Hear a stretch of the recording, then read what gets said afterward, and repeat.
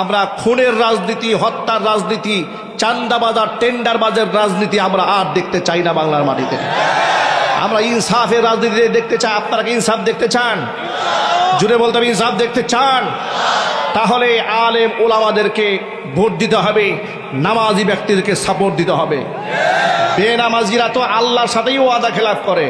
কথা বলতে হবে, ঠিক না ঠিক? বেনামাজিরা কার সাথে ওয়াদা খেলাফ করে? আমরা বেনামাজিদের সাথে নাই। সুদখোর, লম্পট, বদমাস, টেন্ডারবাজ, রাস্তাঘাটে রিক্সাওয়ালার কাছ থেকে চান্দা আদায় করে, আছে না নাই?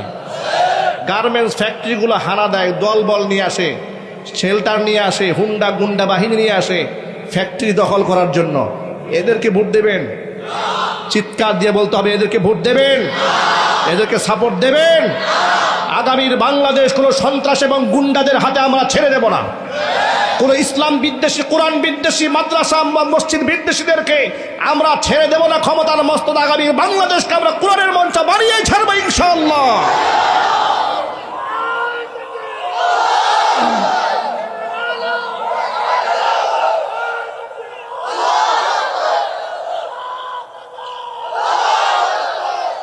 আমার যুবক ভাইরা, নিজের মূল্যবান ভোটটা 500 টাকার বিনিময়ে বিক্রি করবেন না, ঠিক কিনা বলেন?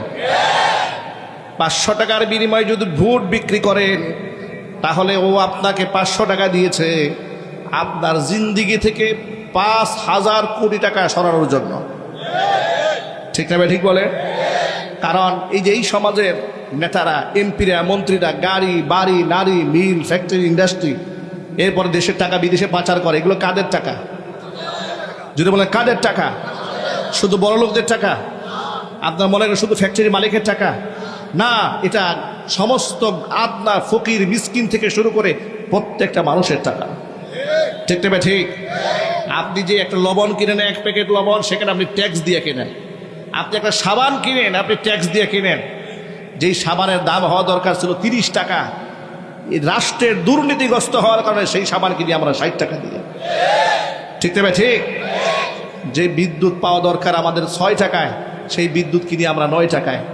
সারা বছর থাকে না কারেন্ট, বিদ্যুৎ বিল আসে 3 গুণ বেশি, ঠিক কিনা? এগুলো কেন হয়েছে? এটা দুর্নীতির কারণে হয়েছে, স্বজনপ্রীতির কারণে হয়েছে। এই জন্য আমরা আল্লাহ ভীরু, খুদা ভীরু, পরকালমুখী, নিজরা নামাজি এবং ক্ষমতার মস্তদে গেলে সমাজে নামাজ কায়েম করবে, এরকম ইমামদার নেতৃত্বের পেছনে আমরা হাঁটতে চাই ইনশাআল্লাহ। বলে কোরআন মাজিদ আল্লাহ রাব্বুল আলামিন বলেছেন, আল্লাযীনা ইম্মাক্কান্নাহুম ফিল আরদি আকামুস সালাতা ওয়া আতাবুজ যাকাতা ওয়া আমারু বিল মা'রুফি ওয়া নাহাউ আনিল মুনকার ওয়ালিল্লাহি আকিবাতুল উমুর।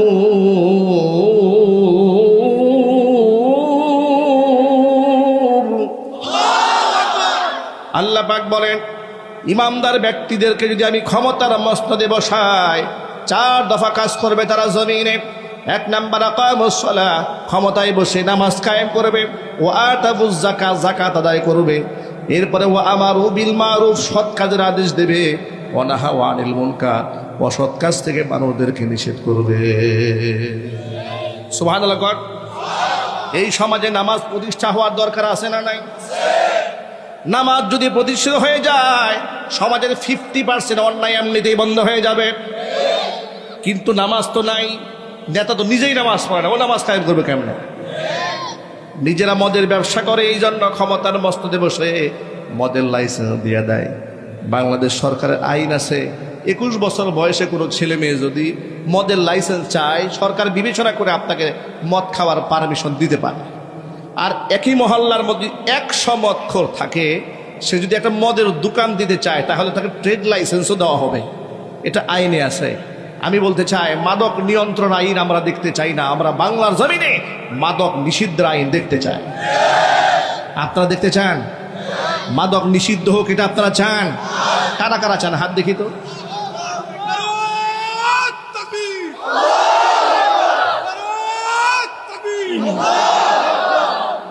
এখন মাদক নিষিদ্ধ কারা করবে? যারা নিজেরা মাদকের সাথে জড়িত। যারা নিজেরা নাইট ক্লাবে যায় তারা যদি ক্ষমতার মস্তক দখল করে, তারা কি মাদক বন্ধ করবে না চালু করবে? ফ্যাক্টরি যদি থাকে 5টা, এরা বানাবে 10টা। ঠিক কিনা জেনে বলেন? এবার আপনাদেরকে বলি, যাদের নিজের চরিত্র নাই, এমন একটা চরিত্রহীন লম্পটকে যদি আপনি সংসদের এমপি বানায় দেন, তাহলে এলাকার মধ্যে মানুষের চরিত্র খারাপ হবে না ভালো হবে?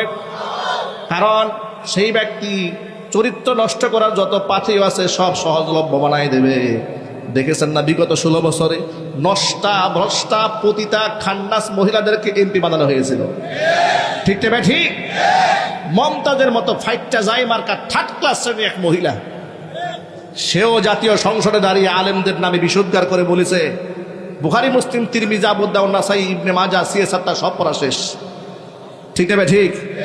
আমি বয়ানে দুঃখ করে বলেছিলাম, যে দেশের সংসদে দাঁড়িয়ে মমতাজের মতো একটা 3rd ক্লাস মহিলা দাঁড়ায় বলে বুখারী মুসলিম তিরমিজি আবু দাউদ নাসাই সব পড়া শেষ, এই দেশে আলেমদের গলায় দড়ি দিয়ে মরে যাওয়া উচিত।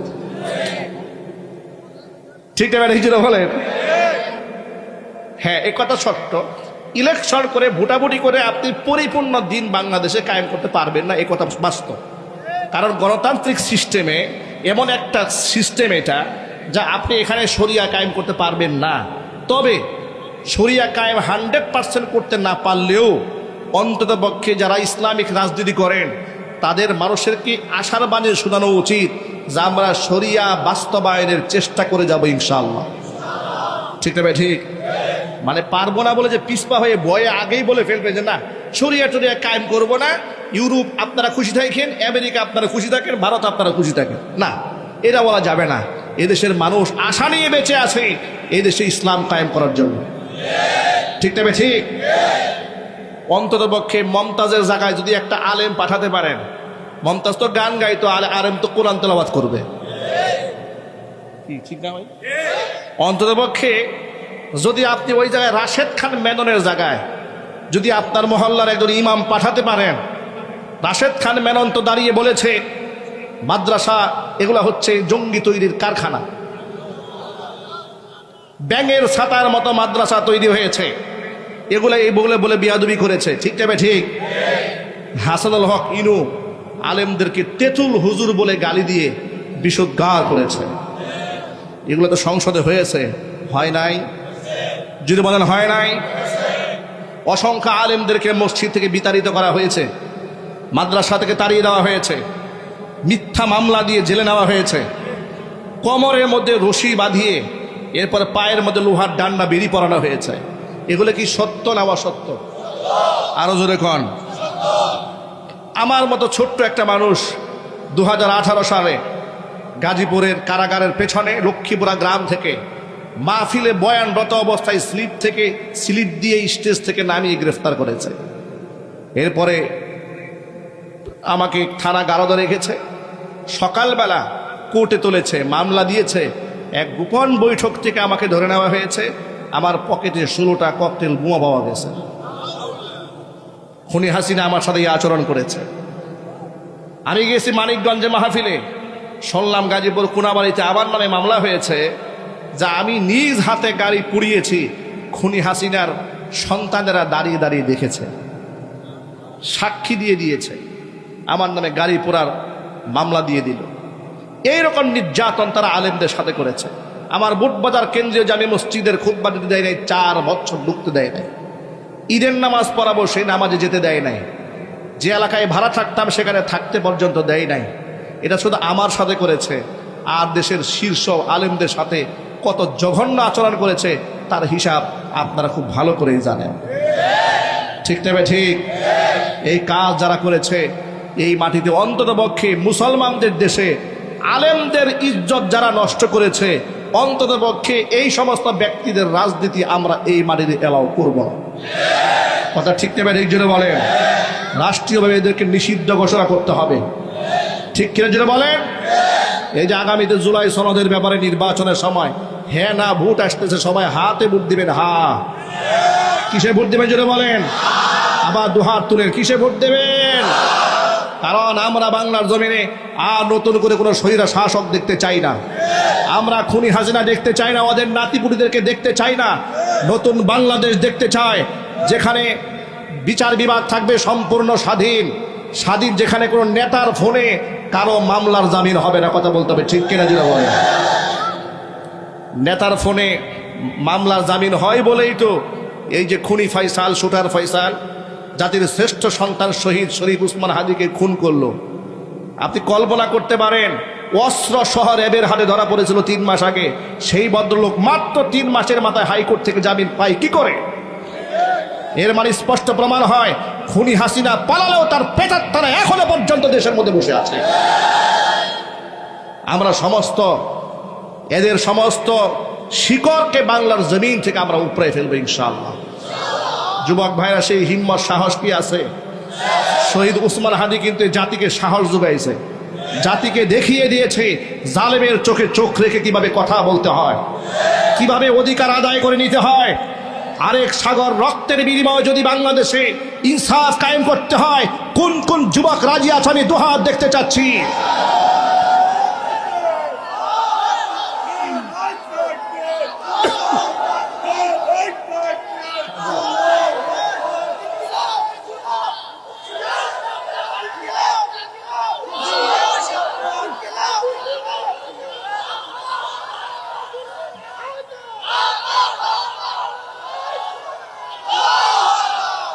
আমার শ্রমিক ভাইরা, ইনশাল্লাহ আগামীর বাংলাদেশে, আগামী নির্বাচনে বাংলাদেশের নতুন মোড় নেবে, নীরব বিপ্লব সাধিত হবে তাওহীদের পক্ষে, ইসলামের পক্ষে, কোরআনের পক্ষে এক নীরব বিপ্লব ঘটবে। আমরা খুনের রাজনীতি, হত্যার রাজনীতি, চান্দাবাজার, টেন্ডারবাজের রাজনীতি আমরা আর দেখতে চাই না বাংলার মাটিতে। আমরা ইনসাফের রাজনীতি দেখতে চাই। আপনারা কি ইনসাফ দেখতে চান? জুড়ে বলতে হবে, ইনসাফ দেখতে চান? তাহলে আলেম ওলামাদেরকে ভোট দিতে হবে, নামাজি ব্যক্তিদেরকে সাপোর্ট দিতে হবে। বেনামাজিরা তো আল্লাহর সাথেই ওয়াদা খেলাফ করে। কথা বলতে হবে, ঠিক তবে ঠিক। বেনামাজিরা কার সাথে ওয়াদা খেলাফ করে? আমরা বেনামাজিদের সাথে নাই।